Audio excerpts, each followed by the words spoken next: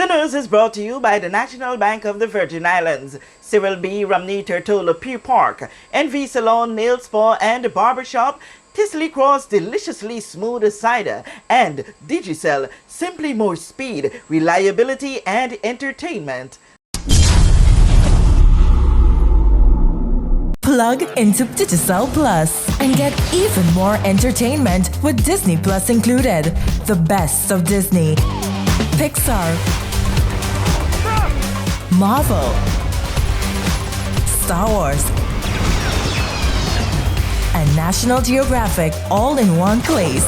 Whenever you want, plug into Plus to enjoy Disney Plus and much more with a home fiber bundle. Sign up today. Digicel Plus. During the month of October, the Rotary family places a special emphasis on community and economic development, matters that are having and likely to have significant impact on the Virgin Islands was the core of the October 6th meeting of the Rotary Club of Central Tortola, when the discussion touched on recession in the USA. The guest speaker, Mr. Clarence Faulkner. In a recession, theoretically, basically means 2 negative quarters GDP growth. And we've already seen that. So technically, we are in a recession. However, what is happening is that when you look at what's happening in the US market, for instance, there is a very strong labor market. So the probability of an actual recession, as it should see, has been delayed. Now, when you look at the market has actually priced in that there will be 100% probability that a recession will occur over the next 18 months.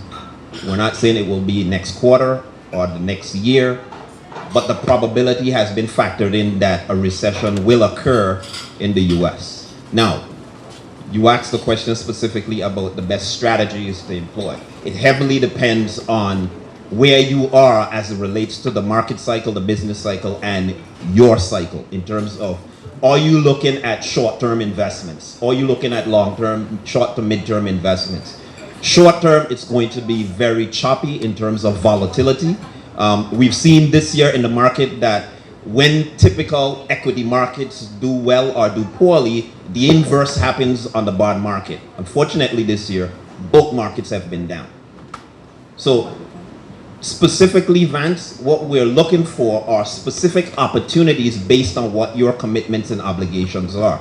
The bond market has come down to the point where we've seen yields that are pretty attractive right now for the risk given. However, when you look at inflation and where inflation is right now, it's not covering the yields associated with the bond market.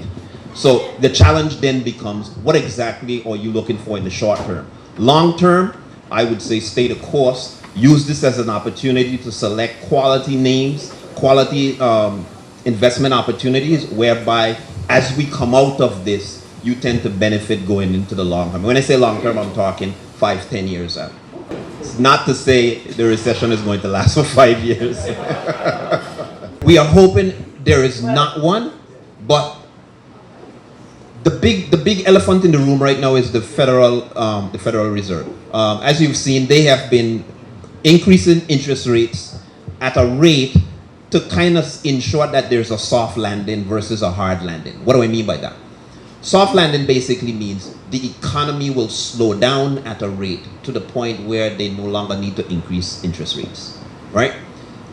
If they, as I mentioned, the markets have priced in the probability of a recession. But what the Fed is trying to do is to regain credibility, because a lot of people think that they were late to starting to attack inflation. But when you look at what they've priced in the fact that by next year, interest rates should be back down to 4.5%.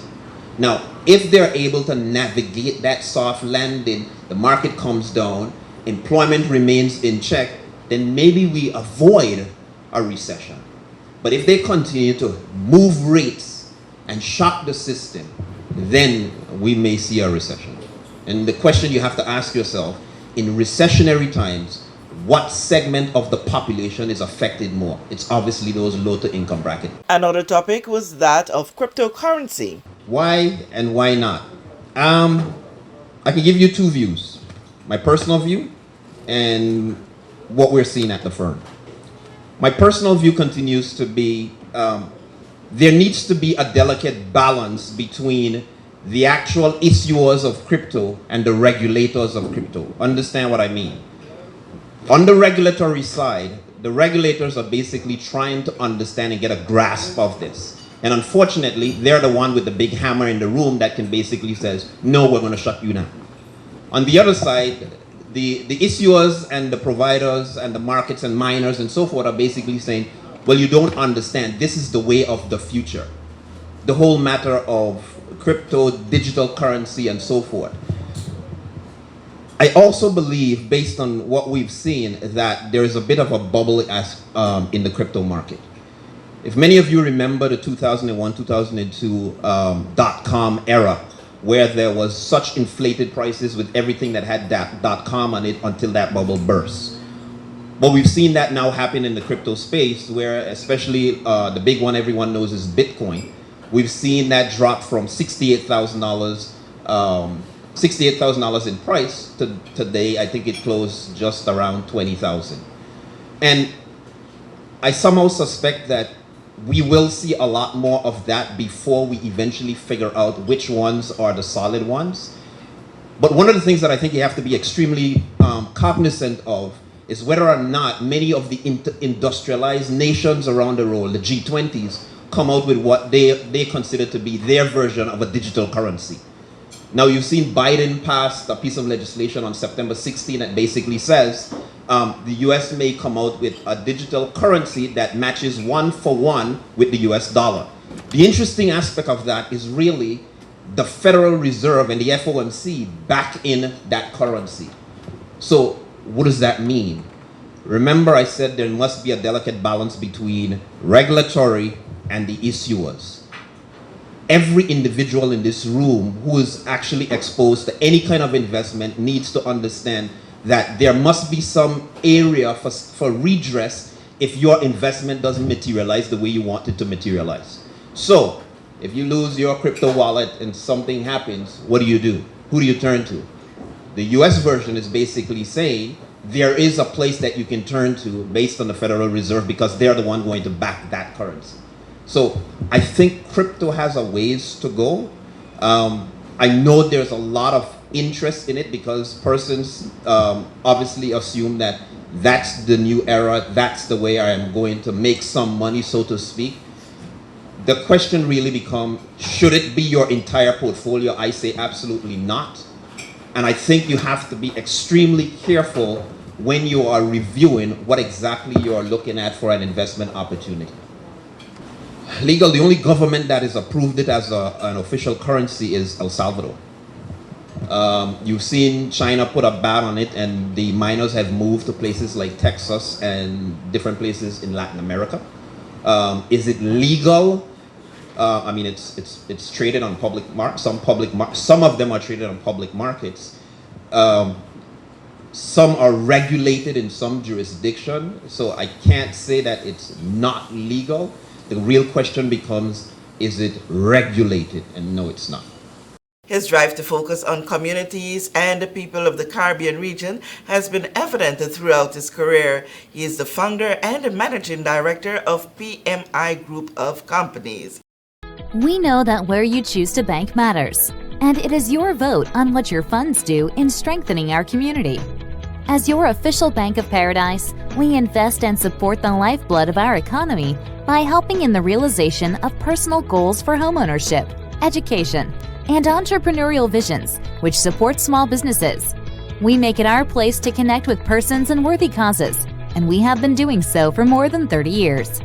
Where your money goes and what your dollars empower are your choice.